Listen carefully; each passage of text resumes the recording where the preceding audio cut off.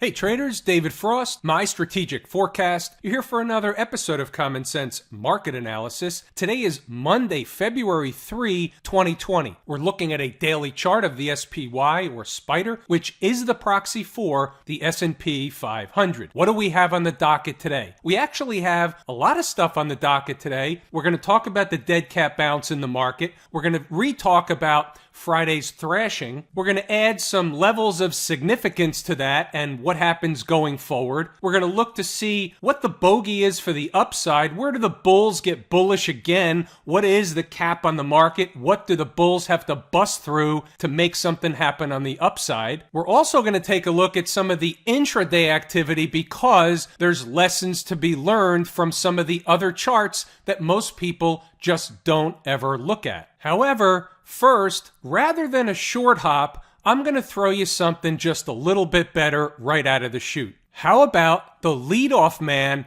bunts for a base hit? Here's a snapshot of Apple from today. Let's just get a sense for where we are. So Apple closed at 309.39 on Friday. This morning, it was getting a little bit of a haircut, but the writing was on the wall. Apple was headed for a destination. What was that destination? In my opinion, this trader's opinion, it was 302.40. What was low of day? 302.22. Inside the numbers, stocks on the move. Apple is the first selection. It was on the board. It was a late addition, but long before the opening bell. Entry number 1, 302.40. Can't help the pun. How do you like them apples? Now here's the best part. Apple proceeds to go on a rocket ride. By 10:45 in the morning, it's at a high of 313.25. We had a lot of participation from Inside the Numbers members. I have the emails to prove the case. Let's get back to business. And by the way, there were other stocks on the move listed this morning. Apple happened to be the only one that hit its target. Had another one or so that came very close, took off to the upside, but we only are interested in the trades at our prices, not somebody else's price. We have confidence in our prices. All right, back to the SPY. What do we have? We had a thrashing on Friday, and Friday came into, or just short of, we talked about it in the weekend video, the 50-period moving average. Okay, so now we're having a dead cat bounce. We're basically right in the middle of where Friday's middle of the day was, meaning they retraced about half the move from Friday. But that's not really what's most important. What's important is, what can we see on the chart? What jumps off the page at me? What can I convey to you as important? Friday's high is a breakdown candle high. You can see today they made an attempt to get to that high. They didn't quite get there. Will they make another attempt? We know what markets like to do. Markets like to go back and test former breakdown and former breakout areas. They also like to test breakup candle lows and breakdown candle highs. So here's what we do know. We're obviously in the middle of a range. The range is Friday's high, Friday's low. It's a wide range, but it is a range that the chart provides us. We have to use it. We have no choice. Above Friday's high, the bulls come out. The shorts will run for cover. We're just doing a 30,000-foot view. You have to make those decisions in real time. Inside the Numbers members will get the real-time analysis if, in fact, the market is trading up in that area. We'll get the read on the intraday charts at the time. The other side of that is Friday's low. You start getting below and closing hourly below Friday's low. Good night, Irene. Also, another thing to reiterate from the weekend video, which is, let's not lose sight of the fact that we are into a former breakout area. Where is that? It's right in this zone here. It's debatable where you want to draw the line. What was the breakout area? Where did the market break out when it went this way? And what did it come down to? You can make a case it came down here, and then you can make another case it came down there to the 50-period moving average. Doesn't matter. It's the concept of what happened. What happened was, it's indisputable that this general zone was a breakout area.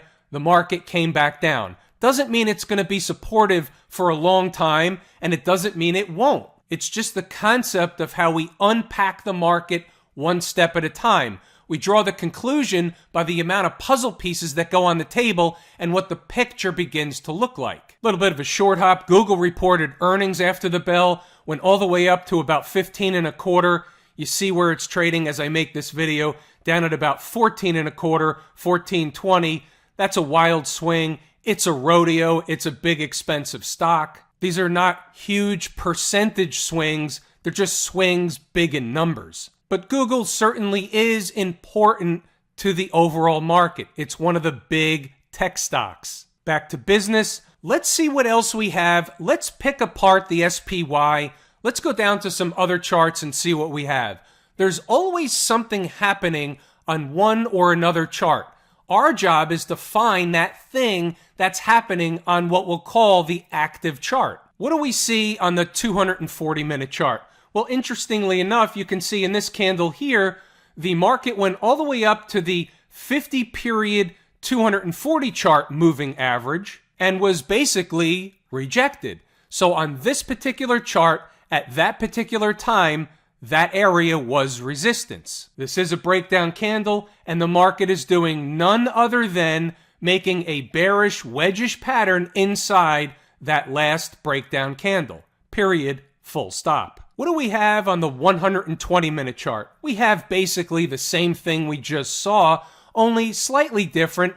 We had the 20-period and the 100-period moving average as the market went up toward the breakdown candle high. That high. Now, it never got there, and one could say that the market was stopped short by the 120-period 120 moving average. That moving average was important to this chart at that time. Here's one we don't look at often, the 180-minute chart. Why is this one important? Traders that have taken the course at Lazy E-mini Trader might have a hint as to why this one is important. It's important because time is more important than price. This one, the 20-period moving average short of the breakdown candle high, was the arbiter and the rejection point. I hope you can start to see a theme by looking at these charts.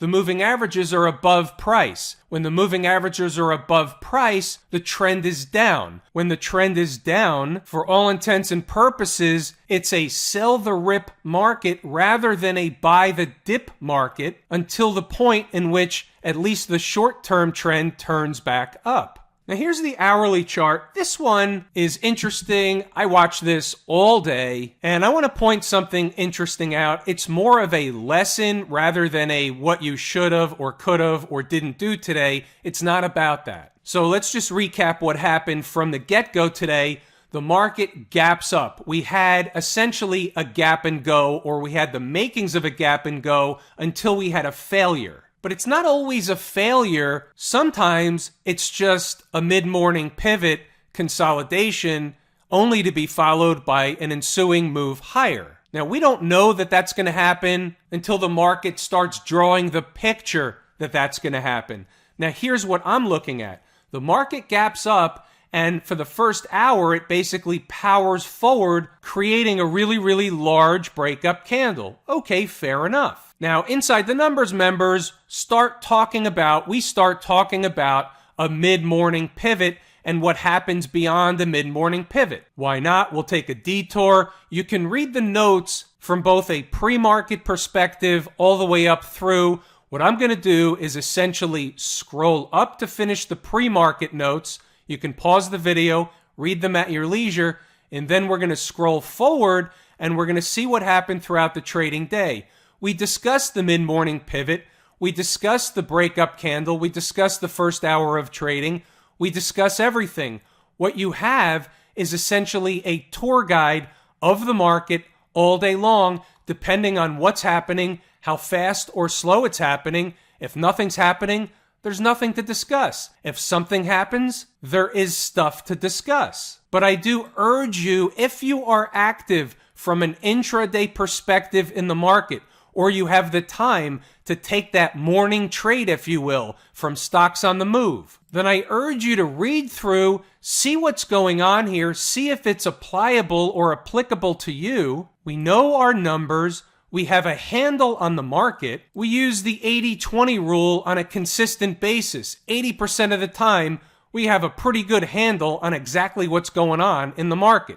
Actually, it's probably a little bit better than 80% of the time. And there's the round out of the Inside the Numbers daily commentary. And so we get back to the hourly SPY chart. So you can see what's going on here. After the market puts in that proverbial mid-morning pivot, it begins to pull back. We don't know at the time whether the pullback is a consolidation, bearish, flaggish, wedgish type of consolidation for another push higher, or will it be an outright failure? So the only thing that we had in our corner was low of day. If we breach the low of the day, pretty good chance they're going to go fill the gap, whether it's same day or the following day. And the gap I'm referring to is the gap down below. The gap down below is 321.75. If in fact they stay above the opening range low, the opening range low is generally, traders will generally consider the opening range low the first 30 minutes of the session.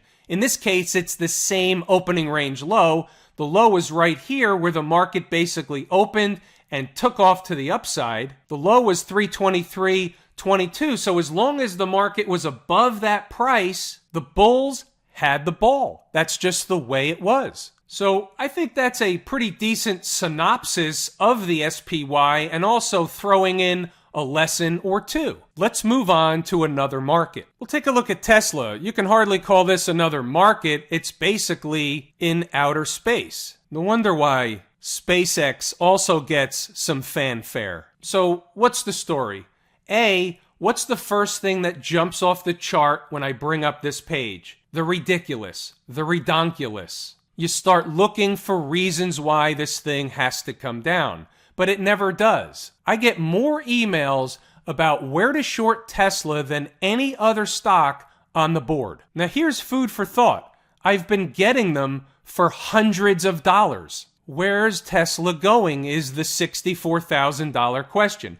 Well, let's look at what we have. It's redonkulous. We know that, but that doesn't mean it can't keep going higher. Look at Amazon. It's $2,000. So what jumps off the page? What jumps off the page is the potential for an exhaustion move. Now, today's candle could be an exhaustion move. Why? Look at the volume. The average 90-day volume is 14.5 million shares.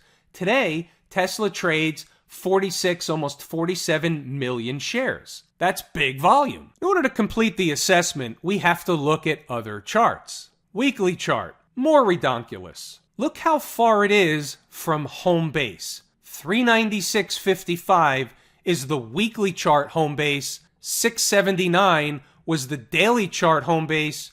We're at 780. The monthly chart looks even worse. It looks fantastic if you own Tesla. It looks worse from a, is this sustainable standpoint? No, it's not. The problem is, how high can it go? Can it go to $850? Can it go to $1,000? The answer is it can go anywhere until the market tells us it's over. How do we know when it's over? Tesla will put in a sign and signal of a trend change, and it will give something for traders to trade against. These exhaustion moves, or blow-off tops as they're also called, they don't all have to take place in one day. You can see 3, 2, 4 days like this in Tesla with heavy volume, up and away, and they can hit a number you never thought they would get to. We don't know whether that will or won't happen. What I'm doing is giving you the what to look for. You look for a sign and a signal, a trend change. Those are things that are taught in the course at Lazy E-mini Trader. They're rather easily identifiable. The IWM. I know part of the video over the weekend got cut out, so I believe the IWM number was never given. There it is for your viewing pleasure. That's the number that I was planning on if the market was going to drop further today, tomorrow. That would have been an area of interest. However, remember what I said. It had to get there sooner than later. So therefore, I'm watching that number. It's not off the table by any means. If the market or IWM came into that number within the next day or so, I'm certainly interested in that number, 158, give or take something on either side. What else do we have in the IWM? we have the same story that we just discussed in the SPY. We're not going to rehash the whole thing. You have Friday's high as a bogey. You're below moving averages, the 50 and the 20. It's a market that has been leading to the downside. We talk about this all the time. It's my favorite market leading indicator. You know all that stuff. But what else was Friday? I'm not sure whether this got cut out in the other video or not, but let's rehash what we did discuss, what hopefully you heard. What was Friday as it relates to the last high or the last pivot high of importance that IWM had? And the answer is it was on time. Time is more important than price. And to the wise guys that disagree with that under the videos on YouTube, you don't know what the hell you're talking about. Sometimes you have to look in the mirror and say, I just don't know what I don't know. If you want to play rookie ball, that's up to you. If you want to learn something, understand that time is more important than price. How about the VIX? What do we have going on in the VIX? We had a hell of a spike on Friday. I don't believe we talked about this in the last video. Went up to 20 bucks and pulled back. The VIX is wild. It is a rodeo. But look what happened just in the last couple of weeks. We go from under all the moving averages to a downtrend around 12 bucks to above all the moving averages in an uptrend near the former pivot highs. Not all-time highs or anything like that, just talking about pivot highs here, here, here. These are all important. This was important. You spiked it, sold back off. Where are they going next? To the next set of pivot highs. That's just the way the market works. Look at the weekly chart in the VIX. All of a sudden, just like that, it's above all the weekly chart moving averages. This is a puzzle piece. It's been on the table. What's going on down in the transportation department? Well, there's a couple of interesting things. Today, like the other markets, was a similar day in terms of an inside day. That's what we call it. We had an inside day. Inside of Friday's high and low is an inside candle to Friday. As we know, the transport's my second favorite market leading indicator, but my number one favorite canary in the coal mine. The transports didn't finish so hot today. They really treaded water and traded lower into the end of the day. That's ominous. The transports are struggling. Now, just like the IWM, the transports were on time on Friday, so it's no wonder we got a rally today, but they couldn't hold the rally. Now, look where we are as it relates to the other markets we just talked about. Look at the moving averages. We're below the 150 and 20 period moving average, teetering on the 200 in the transports. Think about it. Canary in the coal mine, second favorite market leading indicator. And oh, by the way, it's no coincidence that one of the biggest sectors to be impacted by the whole coronavirus scare deal is transportation. There's a whole lot more across the board, but transportation, oh yeah. The reasons, the excuses, we don't really give a hoot. We're looking at the charts. Here comes the umpire. QQQ. Still above all the moving averages, had a pretty good day, almost got to the breakdown candle high. But what's happening after hours? The Qs are down from the close, being dragged down by Google. But we still have to note the fact, and it's a puzzle piece, that it's the strongest market of the bunch. Is it trying to tell us anything? Maybe so. It's a puzzle piece. It's on the table. It's above all the moving averages. Technically speaking, while it's riding the 20-period moving average and above,